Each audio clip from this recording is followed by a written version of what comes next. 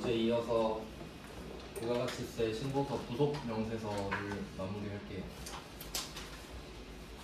어제는 4번까지 봤고요. 4번에 신용카드 매출점표등 수령 명세서 봤는데 이 부분이 이제 실무에서는 중요한데 은근히 많이 안 내더라고요. 조금 아쉽습니다. 이런 문제를 많이 내야 된다고 생각하는데 엄청 빈도수가 높진 않았어요. 그 다음은 8페이지로 가보시면 5번 문제죠. 이것부터 한번 보겠습니다. 얘는 아마 한 문제밖에 안 넣어놨을 거예요. 얘도 빈도수가 굉장히 낮고요.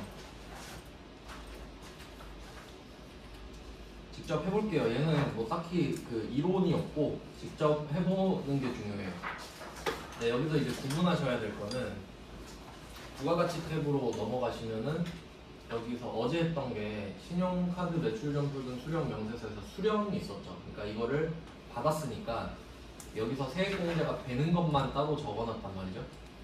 근데 지금 할 거는 신용카드 매출점표 등 발행금액 집계표예요. 그러니까 내가 판 거예요. 판 거.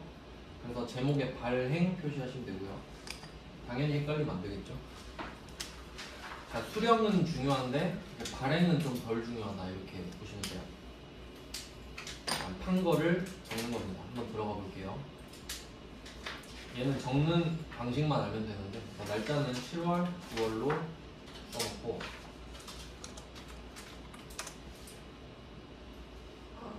자, 그럼 어떻게 쓸지 한번 생각해 볼게요. 지금 이게 복잡해 보여도 별거 아닙니다.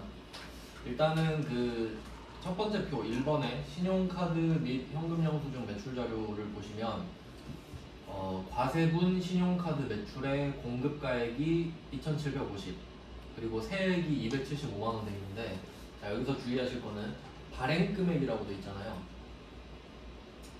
신용카드 매출점표를 발행했어요. 그러니까 여러분이 물건을 팔고 카드를 받아서 카드점표를 발행해 주는데 당연히 이 금액에는 부가가치세가 포함되어 있겠죠. 그래서 이걸 좀 적어주시면 됩니다. 발행금액에다가 공급대가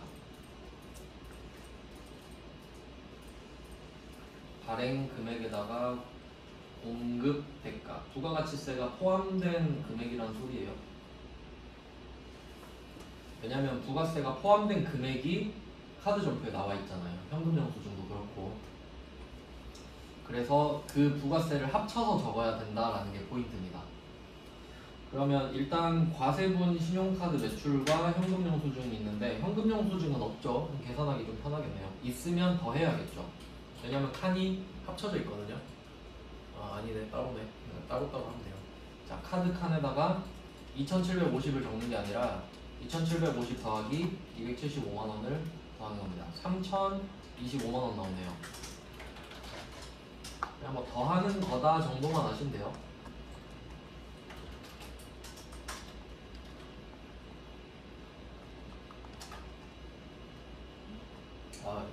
콤마를 점으로 봐가지고 네, 이렇게 해서 카드 쪽에는 써주시고 현금영수증은 없죠. 넘어가는 겁니다. 그리고 이제 면세로 와보시면은 면세 신용카드 자리가 또 따로 있죠. 면세 신용카드, 면세 현금영수증. 면세는 부가세 없으니까 1730 면세 카드 1730 쓰고 그리고 오른쪽에 현금영수증 면세 650 네, 이렇게 쓰면 돼요. 그러니까 뭐 별로 어려운 거 없잖아요. 근데 마지막에 맨 밑에 칸 있죠. 여기서 세금 계산서를 발급한 금액이 얼마냐 이거 써주시는데 여기서 이제 또 중요한 거는 부가세를 포함한 금액입니다. 발행 금액 중이라고 되어 있으니까 그러면 보니까 이 위에 있는 금액 있죠. 이 위에 있는 금액 중에 부가세 그러니까 세금 계산서 발급한 금액이 400에 40 써 있잖아요. 그러면 세금 계산서 발급 금액에다가 440을 써주시면 됩니다.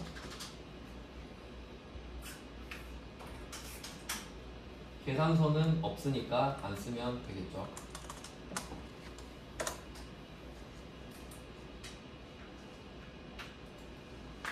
네, 그래서 그 2번 같은 경우는 신용카드 매출분에는 있고 현금영수증분에는 없는데요.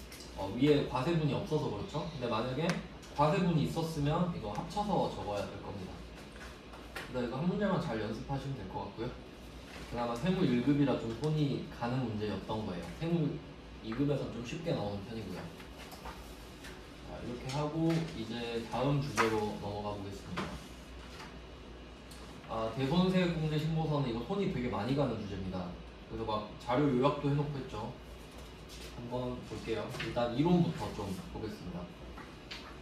대손세 공제는 이거 시험에도 좀 많이 나오는 건데 어떻게 나올 수 있는지부터 좀 설명을 드릴게요. 대손세 공제라고 되어 있죠. 이게 시험에 어떻게 나오는지 설명해 드릴게요. 자, 첫 번째는 어제 봤었는데 부가가치세 신고서에서 대손 확정됐다, 대손금 회수했다, 이거 본 적 있으시죠? 네. 그러니까 부가가치세 신고서에서도 들러리로 일단 나오고요. 그 다음에 두 번째는 지금 부가가치세 신고서 부속 명세서에서 따로 나오고 있죠. 대손세액 공제 신고서라고. 아예 주제를 배정을 해주는 거예요. 그러니까 두 문제가 나올 수도 있는 거죠. 한 개 더 있다. 한 개 더. 일반 전표에 분계 3개 나올 수 있는데 첫 번째가 대손 확정, 그리고 두 번째가 대손 처리, 세 번째가 대손금 회수. 이렇게 일반 전표에도 나올 수 있거든요. 그러니까 이게 빈도수가 굉장히 높은 주제라고 볼 수 있는 거예요. 이거 자료를 따로 안 드렸네. 이거 분계는 제가 그 예시로 보여드릴게요. 분계. 그럼 일단은 이론 설명 드리고 분계까지 좀 예시로 보여드릴게요. 그러면 9페이지에 01번부터 좀 봐볼까요? 01번. 이건 어제도 한번 언급은 해드렸는데 대손세 공제는 예정 신고 시에는 공제되지 아니한다. 이거 중요합니다. 예정 때는 안 해주고 확정 때만 해준다는 소리예요. 그러니까 1월부터 6월 것까지를 모아서 4, 5, 6 신고할 때 같이 하는 거고 7월부터 12월 것까지를 모아서 10, 11, 12 때 신고할 때 같이 하는 거고 뭐 이런 식인 겁니다. 예정 때는 아예 받아주질 않아요. 그러니까 이건 어떻게 응용하시면 되냐면 부가가치세 신고서 문제가 나왔는데 예정 신고 문제가 나오잖아요. 그럼 대손 문제 나와도 쌩까야 되는 거예요. 예정 신고도 나오는 거 본 적 있으시죠? 그 다음에 02번 보시면 대손세 공제는 일반 과세자에게 적용된다 라고 되어 있죠. 간이 과세자에게는 적용하지 아니한다. 이것도 참고로 알아두세요. 말문제로 나옵니다. 간이 과세자는 이미 혜택을 받고 있기 때문에 세액 공제까지 안 해준다는 소리예요. 간이 과세자는 안 된다. 예정 신고 안 된다. 안 되는 것부터 일단 지켜야겠죠. 그 다음에 03번. 이것도 중요합니다. 이걸 알아야 문제 풀 수 있거든요. 03번은 정의예요. 정의. 대손세 공제를 어떻게 해야 되느냐. 재화 용역을 공급한 후 그 공급일로부터 10년, 이게 포인트입니다. 10년. 왜냐면 옛날에 5년이었거든요. 그러니까 5년으로 장난칠 수도 있어요. 왜냐면 옛날 사람이 문제 내면. 그래서 10년 잘 기억해 주세요. 늘어났어요. 10년이 지난 날이 속하는 과세기간에 대한 확정신고 기한, 여기 나왔네요. 확정신고 기한. 자, 여기서 확정 표시해보세요. 확정. 그리고 1번이랑 한번 이어볼게요. 자, 1번은 예정신고 때 안 된다 그랬죠. 그러니까 확정신고 기한이 나올 수밖에 없는 거죠. 예정 때 안 해주니까 신고 기한은 예정은 안 되고 확정신고 기한까지만 됩니다. 그리고 어제 보셨듯이 어제 제가 틀렸던 문제 있잖아요. 대손 사유가 발생한 그 확정신고 기한을 해야 돼요. 딱 그때만 돼요. 그때 못하면 경정청구해야 된다 말씀드렸죠. 그래서 어제 문제 나왔는데 안 쓰는 거 있었잖아요. 저번에 해야 되는데 안 하고 2번으로 문제 낸 거. 그럼 우리는 지금은 할 수 없고 그 전 거를 경정청구를 다시 해야 되는 거였던 거죠. 그게 좀 어려운 편에 속했던 문제입니다. 자, 그럼 이제 대손 사유를 볼까요? 대손 사유를 제가 그 법 조문 그대로 가져왔는데 키워드만 좀 표시를 할게요. 대손 사유 1번 보시면 소멸시효 완성 표시할게요. 소멸 시효가 완성되었다. 그러니까 이게 시효가 완성되면 그렇게 되는 거거든요. 아마 여러분 이 말을 들어보셨을 거예요. 공소시효가 완료됐다, 막 이런 말 있죠. 공소시효 완료되면 범인 못 잡아넣거든요. 시효가 완료됐기 때문에. 그럼 이게 시효가 완료되면 소멸이 된다는 소리예요. 그런 느낌이거든요. 그러니까 법에 의해서 내가 받을 권리가 사라졌구나 정도로 생각하시면 되고요. 그 다음에 2번 보시면 법에 의해서 소멸된 채권 이렇게 돼 있는데, 여기서는 그 문구가 좀 복잡해요. 동그라미 1번 하나밖에 없는데, 채무자 회생, 파산, 이게 같은 말이거든요. 그러니까 돈이 없어서 법원 가가지고 저 돈 없어요, 파산 신청하면 법원이 채권자들한테 야 너네 돈 받지 마, 이런 거예요. 그러니까 우리가 그거 당하면 돈 못 받는 거죠. 그래서 요거는 그냥 뭐 법원 정도만 표시하시면 될 것 같아요. 법원이 어쩌고 저쩌고 했다 그러면 못 받는구나. 법원이 짱이죠. 판사가 판결 내리면 그냥 그대로 해야 됩니다. 그 다음에 3번 부도, 파산 등, 이게 좀 중요합니다. 이거 중요 표시 좀 해보세요. 부도, 파산 등, 양괄호 3번 있죠. 부도, 파산 등으로 회수할 수 없는 채권, 이게 시험에 엄청 잘 나옵니다. 이유가 부도 발생일로부터 6개월 이상 지나야 돼요. 그럼 여기서 포인트는 6개월 이상 지난입니다. 6개월 이상 지나야 돼요. 그러니까 다른 사유들은 발생하면 정냐 마냐 이거거든요. 근데 얘는 6개월까지 더 해야 돼요. 계산이 들어가기 때문에 좀 더 복잡합니다. 그리고 더 볼게요. 말이 많죠. 6개월 이상 지난 수표 또는 어음상의 채권 및 외상매출금 이렇게 돼 있는데, 외상매출금 잘 보셔야 돼요. 외상매출금 뒤에 보면은 조세특례제한법 이런 법이 있어요. 조세특례제한법에 따른 중소기업의 외상매출금, 이거 표시해 볼게요. 중소기업의 외상매출금. 그럼 이거 무슨 말이냐면, 해석 잘해야 됩니다. 그러니까 지금 대손 사유를 배우고 있잖아요. 그럼 부도 파산이 발생하면 부도로부터 6개월 이상 지나면 대손 사유가 되는 거니까 우린 세액공제 받는 거거든요. 근데 그 안에 수표, 어음, 채권, 수표, 어음, 외상매출금 이렇게 써 있죠. 근데 수표, 어음은 6개월만 지나면 되거든요. 근데 외상매출금은 누구 거만? 중소기업 거만. 내가 중소기업이어야 돼요. 잘 적어두세요. 그러니까 이 중소기업의 외상매출금이 오해하시면 안 되는 게, 내가 지금 상대방한테 외상을 줘서 외상매출금 있는 거잖아요. 쟤가 외상매출금, 쟤가 중소기업인 거 말고 내가 중소기업. 이해되셨죠? 나라고 써주셔야 돼요. 중소기업에. 쟤가 중소기업인데 쟤의 외상매출금이 아니에요. 내가 중소기업인데 내가 갖고 있는 외상매출금입니다. 그러니까 중소기업 불쌍하니까 봐주는 거예요. 그럼 이 말은 뭐냐면, 중견기업, 대기업은 외상매출금은 안 해줘요. 자, 그리고 또 옆으로 가보시면 다만 이렇게 나오죠. 다만 해당 법인이 채무자의 재산에 대해서 저당권 표시할게요. 저당권이 담보거든요. 담보.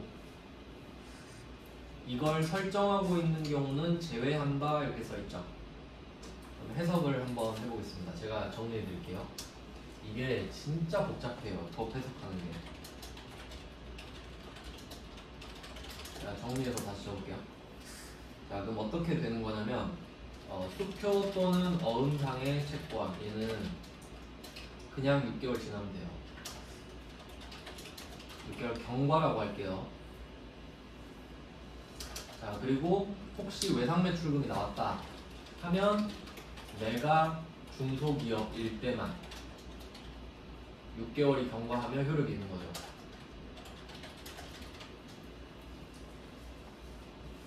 내가 중견기업이나 대기업이면 외상매출금은 대손세공제 아예 못 받는 겁니다. 그냥 나가리 치시면 돼요. 자, 그리고 또 중요한 게, 지금 저당권 이야기하고 있잖아요. 그럼 이거 해석해보세요. 저당권을 설정하고 있는 경우는 제외한다라고 돼 있잖아요. 그러면 혹시 내가 저당권을 설정하고 있다는 건 뭐냐면, 예를 들어볼게요. 그림으로 설명해 주시죠. 이게 이 파트가 진짜 헷갈리는 파트라서, 내가 A다, B가 있어요. 내가 A예요. 내가 매출을 했다고 합시다. 그럼 상대방이 나한테 이제 외상을 요청할 수 있겠죠. 외상 이렇게 된단 말이죠. 그러니까 이게 이 외상이 수표랑 어음이면 6개월만 지나면 되는 거고, 이게 외상 매출금이면 내가 중소기업일 때만 된다. 이것까지 이해되셨죠? 자, 근데 저당권은 뭐냐면 이 B가 돈을 안 갚기로 유명한 애예요. 그럼 그런 소문이 돌면 나도 B한테 물건 팔기가 좀 꺼림칙하겠죠. 근데 나도 장사해야 되니까 이 방법을 선택한 거예요. 야, 그러면 내가 너한테 물건 외상으로 줄 테니까 너 그 차 좋더만 그거 롤스로이스 나한테 담보 걸어. 내가 그거 갖고 있을게. 너 돈 갚을 때까지. 그럴 수 있겠죠. 내가 좀 타고 있을게. 이러면 얘는 돈 안 갚으면 차 뺏겨요. 그런 게 그 서류화 시킨 게 저당권이에요. 보통 부동산에 저당권을 걸어요. 그러니까 아파트나 뭐 그런 회사 건물 이런 걸로 하면 저당권으로 바뀌는 거지. 그러면 저당권을 설정하고 있는 경우예요. 지금 내가. 그럼 이건 무슨 말이냐면 내가 이거 B가 그럼 돈 안 갚으면 어떻게 되죠? 이 차 팔면 되죠. 그래서 담보는 실제로 내가 그 받아야 될 돈보다 더 비싼 거 잡아요. 왜냐면 팔 때 싸게 팔아야 되잖아. 그러니까 예를 들면 내가 매출에 그 외상 매출을 1억 줬잖아요. 그럼 차는 한 1억 5천짜리 잡아놓는다고. 중고로 팔면 싸게 팔아야 되니까.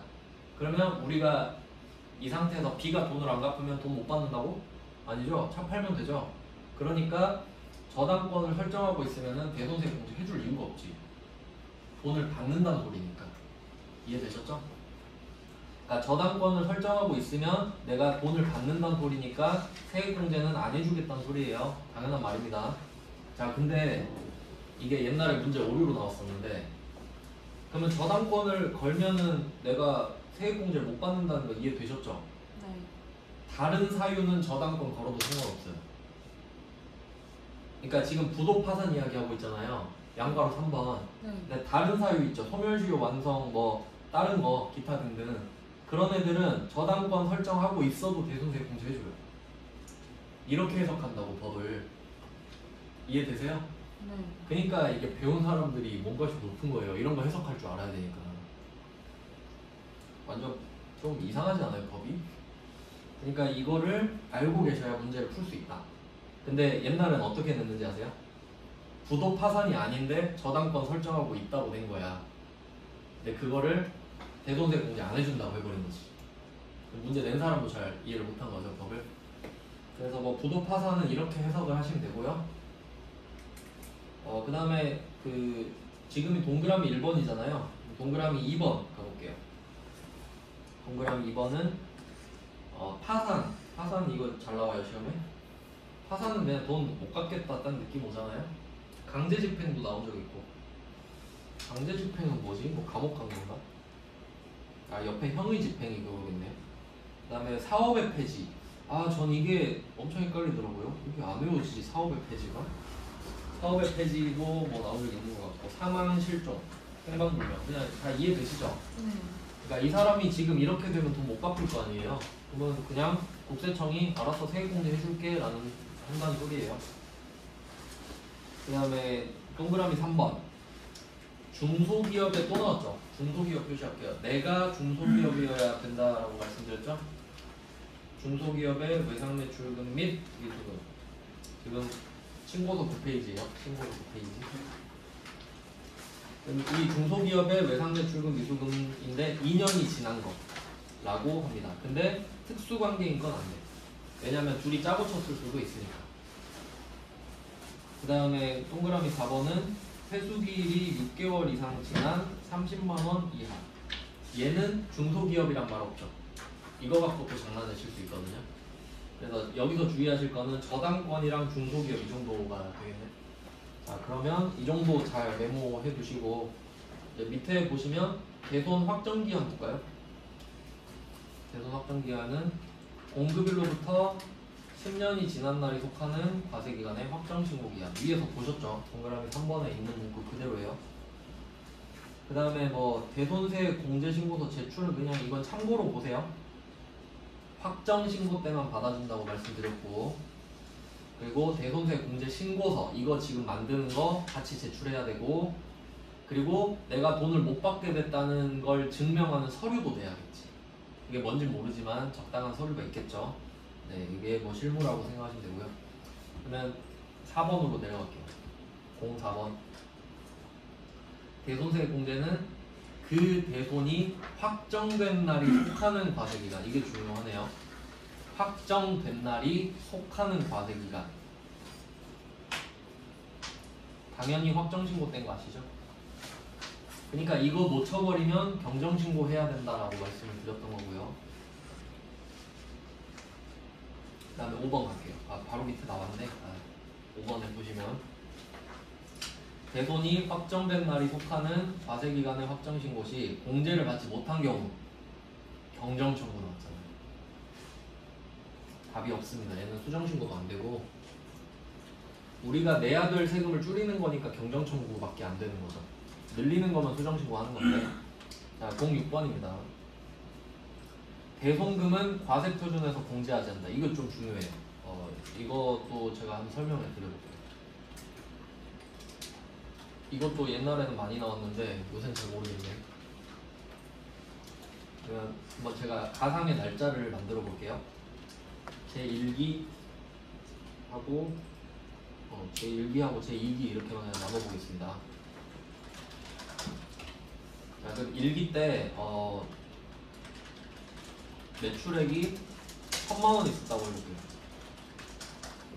매출액이 1000만원 있었어요. 그러면 매출세액이 100만원 이렇게 되겠죠? 네, 여기까지 안 어렵죠? 자, 이렇게 해서 내가 매출액을 1000만원을 해서 매출세액 100만원이 나왔기 때문에 이걸 냈단 말이죠. 납부를 했어요. 그리고 끝났어. 그리고 이제 2기가 된 거예요. 네, 2기가 됐는데 내가 이 중에 그 매출액 1000만원 중에 100만원을 그 꿔주는 애한테, 외상을 준 애한테 돈을 못 받겠다는 연락이 온 거예요. 파산됐대요. 그러면 매출액을 1기에 1000만원이라고 해놨는데 2기 때 알게 됐죠. 내 매출액은 900만원이었구나. 맞죠? 근데 나는 이미 1000만원, 100만원에서 신고 납부까지 한 상태예요. 1기는 끝나버렸어. 근데 2기 때 알았죠. 1기 때 판 1000만원 중에 100만원은 안 판 거란 걸. 그럼 이 1기를 까 뒤집냐? 아니, 냅둔다. 그래서 한번 봐봐요. 06번에 대손금은 어쩐다고? 과세표준에서 공제하지 않는다 이렇게 되죠? 냅둬라.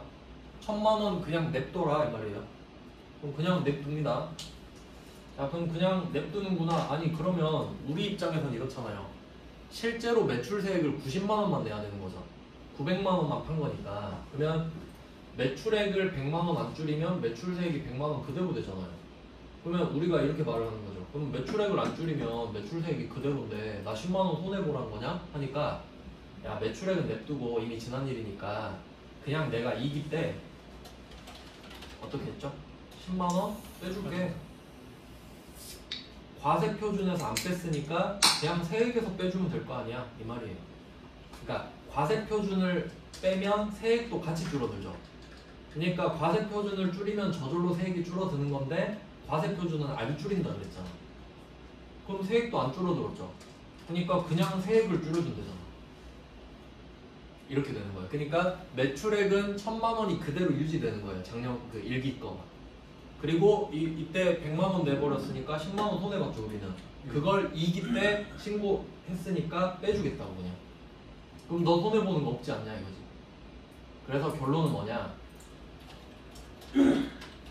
여기서 대손금은 100% 말하는 거죠. 그러니까 대손금을 과세표준에서 미공제 이렇게 표현하거든요. 안 뺀다 이거니까. 그렇기 때문에 해주는 게 대손세액을 공제해주는 거잖아요. 100%를 못 빼게 하니까 10%에서 빼줘버리잖아. 그러니까 과세표준에서 안 빼주니까 대손세액을 공제해준다 이렇게 이야기가 되는 거예요. 그러니까 대손세액 공제 신고서를 배우고 있지 지금. 만약에 과세표준에서 빼라 그랬으면 과세표준에서 빼고 끝내버렸겠지 그냥. 네, 그런 이야기예요. 그래서 과세표준에서 안 뺀다, 안 건드리고 세액만 빼줍니다. 그러니까 과세표준이랑 세액이 안 맞겠지. 과세표준은 그대로고 세액만 줄어들어 있을 테니까. 그런 말이고요. 그 다음에 07번 사업자가 대손되어 회수할 수 없는 금액, 뭐 못 받은 돈 대손금이라고 그러죠. 이때 전부 또는 일부를 회수하면 회수한 대손금액에 관련된 대손세액을 회수한 날에 과세기간의 매출세액에 더한다 이렇게 돼 있는데, 근데 이 07번이랑 04번을 반대 표시하시면 되겠죠. 07번은 못 받게 된 날에 매출세액을 빼주는 거고, 07번은 그걸 받게 됐을 때 매출세액에서 다시 토해내는 거잖아요. 그러니까 정반대입니다. 네, 그리고 이제 08번이랑 09번을 볼 텐데, 제가 특이한 구조를 한번 넣어봤어요. 08번 보시면 법인세법이라고 돼 있죠.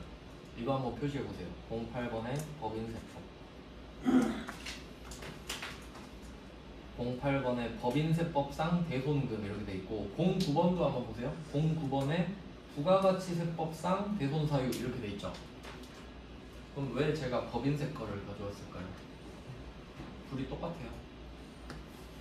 그러니까 정확히 말하면 부가가치세법상 대손사유 있잖아요. 그 법에 보면 뭐라 써있냐면 법인세법상 대손사유랑 소득세법상 대손사유 이렇게 써있어요. 그러니까 똑같겠지. 근데 적용하는 방식은 조금 바뀌는데 사유는 똑같다는 거예요. 사유는. 그래서 그냥 법인세 것도 넣었습니다. 그럼 한번 볼까요? 08번.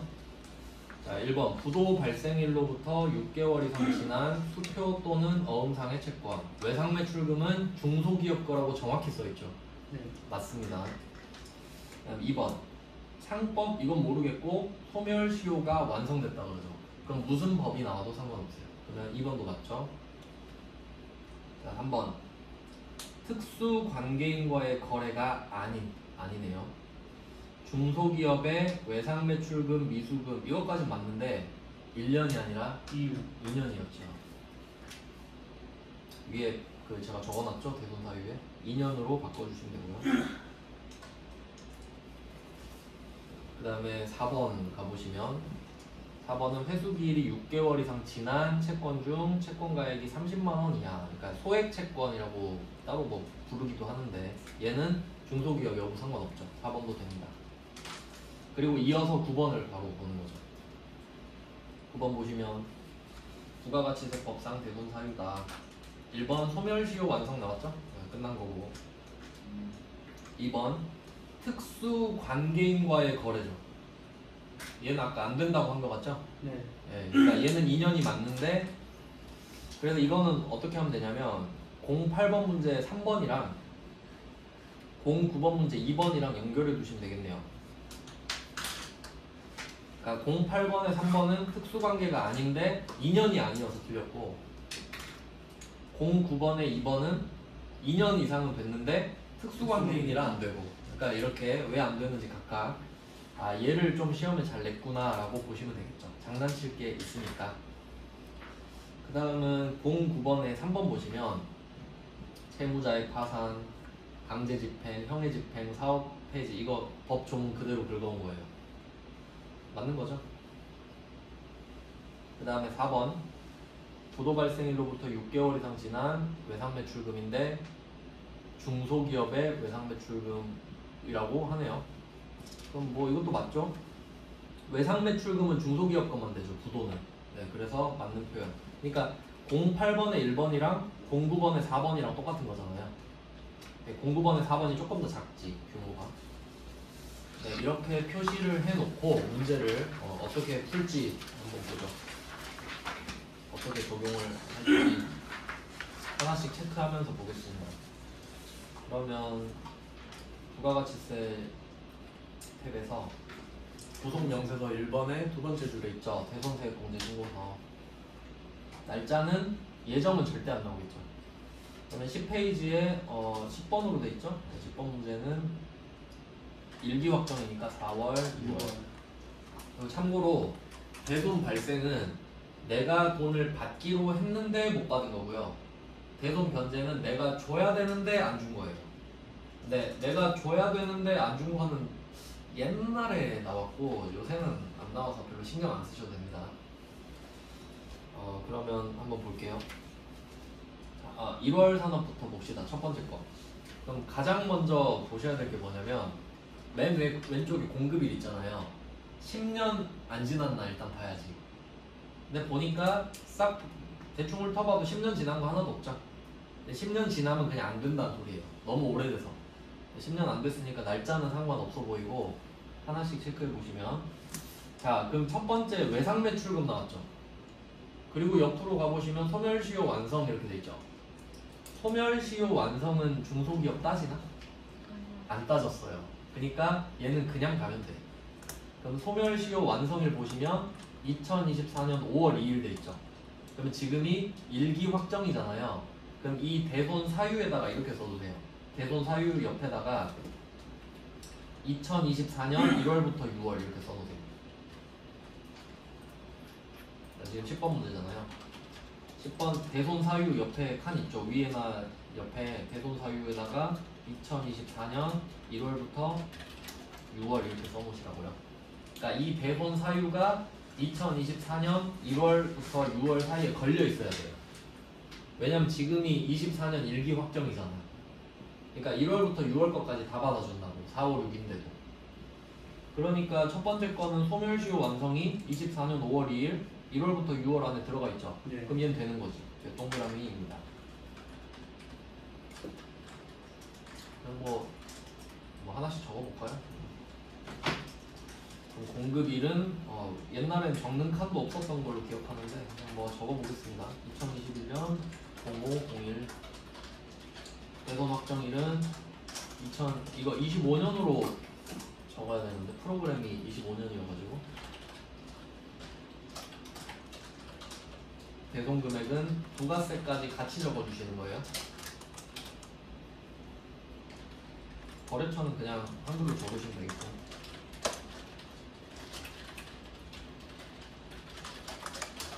자, 대손 사유는 소멸시효 완성 고르시면 되겠죠. 6번입니다.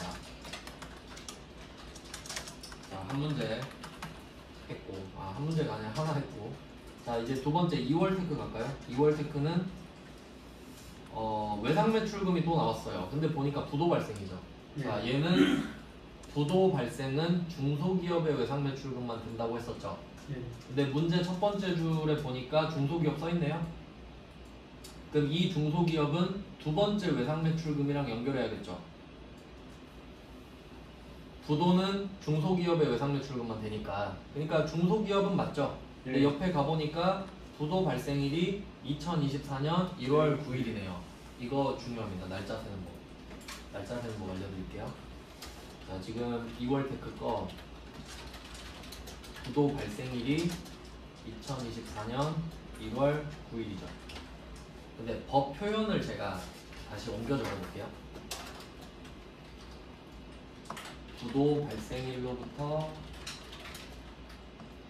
6개월 이상 지난 이렇게 표시되어 있었거든요. 자, 이것도 디테일이 있습니다.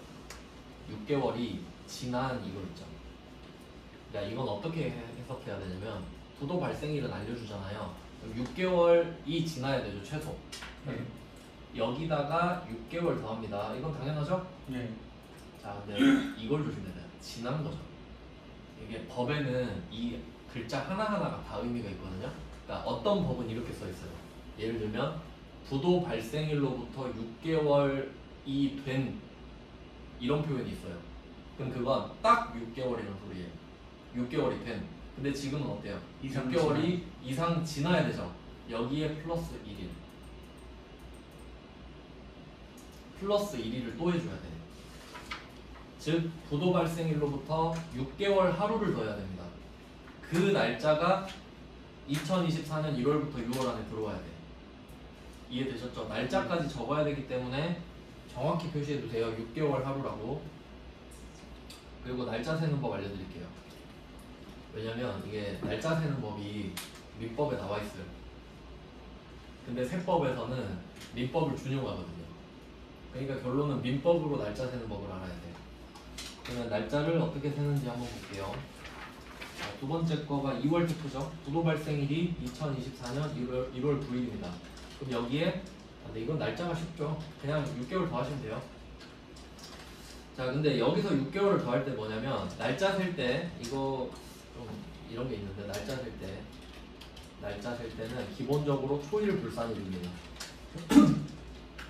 초일불산일이라고 해서 날짜를 세는 날 있잖아요. 네. 그날이 초일이죠. 초일, 첫날. 그걸 안 세. 그럼 다음 날부터 센다는 소리죠. 네. 그러면 10일부터 세는 거잖아요. 네. 아, 그럼 날짜 맞나? 맨날 틀려가지고 날짜부터 확인하고 알려드릴게요. 자, 두 번째 게 보니까 대손 확정일이 뭐라고 써있지? 5월 2일 이렇게 돼 있나요? 아니 2월 테크인가? 2월 테크. 1월 9일. 아 여기 답이 없구나. 그러면 날짜를 1월 10일부터 세는 겁니다. 그리고 날짜를 이제 더하면 10일부터 세면 달력으로 세기 때문에 10일에 시작하면 9일에 끝나요. 맞죠? 한 달 정확히 셀 때. 그러니까 10일부터 시작하기 때문에 9일이 끝나는 거니까 이거 6개월 더해서 9일로 끝내주면 되거든요. 그러면 11월 9일 이렇게 끝나는 거죠. 6개월 더하면 7월 9일. 두 번째 거 2월 테크죠? 죄송해요. 첫 번째 거가 그랬죠. 그러면 7월 9일 이렇게 돼요. 근데 하루를 또 더해야 되죠. 네. 7월 10일 어차피 이미 나가리죠. 그래서 얘는 안 돼. 왜냐면 24년 1월부터 6월 사이에 들어와야 되는데 안 들어오잖아요. 그럼 얘는 어떻게 해야 돼요? 2기 확정 때 기다렸다가 2기 확정 때 신고해야 돼요. 참고로 적어도 돼요. 얘는 지금은 안 돼요. 2월 테크는 지금 안 되는데 2기 확정 때 하면 된다. 이렇게 써두시면 돼요. 근데 2기 확정 때도 못하면 경정 청구해야지. 뭐 그렇게 됩니다. 그래서 이게 지금 답이 아니라서 정확한 날짜가 안 나와 있는데 나중에 나올 때 한 번 더 해보죠. 자, 그 다음에 세월무역 가보겠습니다. 세월무역은 바드러움이라고 돼 있죠. 네. 어음은 부도 났을 때 중소기업 여부 상관없습니다. 그래서 얘는 그냥 보시면 되고, 여긴 날짜가 있네요. 그럼 얘도 날짜를 더해보면은 6개월 더하면 되겠죠. 그럼 12, 1, 2, 3, 4, 5 이렇게 가잖아요. 그러면 얘도 아까 알려드렸던 대로 시작일이 11월 21일이죠.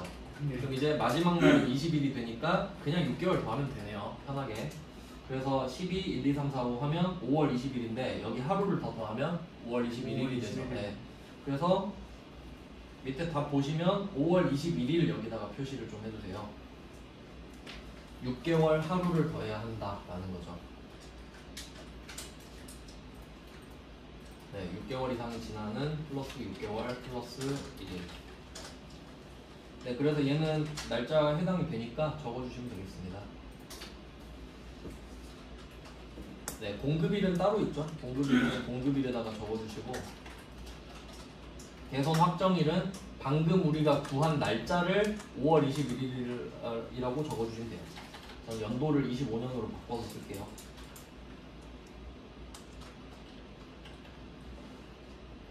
대송금은 1,100만 원입니다. 거래처는 뭐 세월무역 이렇게 쓰고요.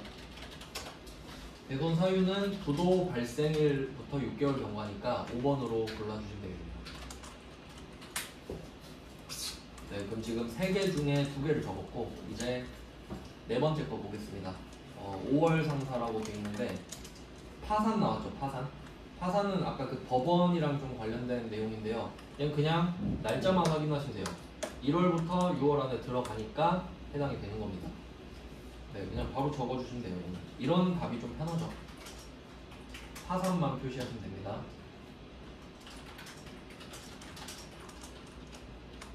날짜는 그대로 적어주시면 돼요. 저는 연도만 바꿀게요. 4월 9일.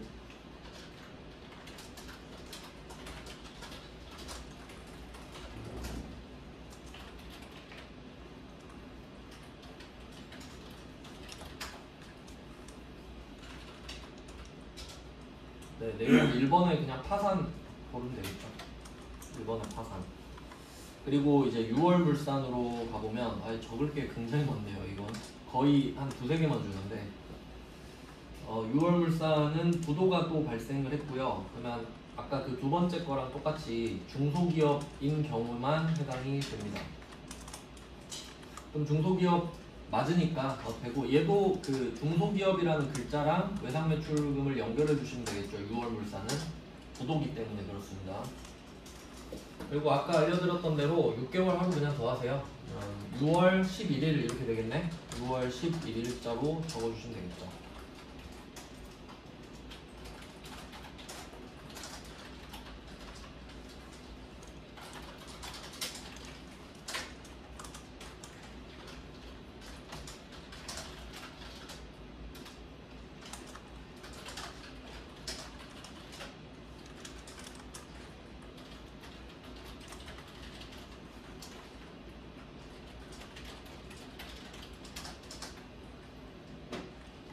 네, 부도 6개월 5번 골라주시면 됩니다. 그 다음에 마지막 9월 바이오는 바드러움이니까 중소기업 여부는 상관이 없어요. 근데 부도 발생일이 3월 9일이니까 6개월 더하면 2기로 넘어가죠. 그래서 안 되네요. 얘도 2기 확정이라고 적어두시면 되겠네요.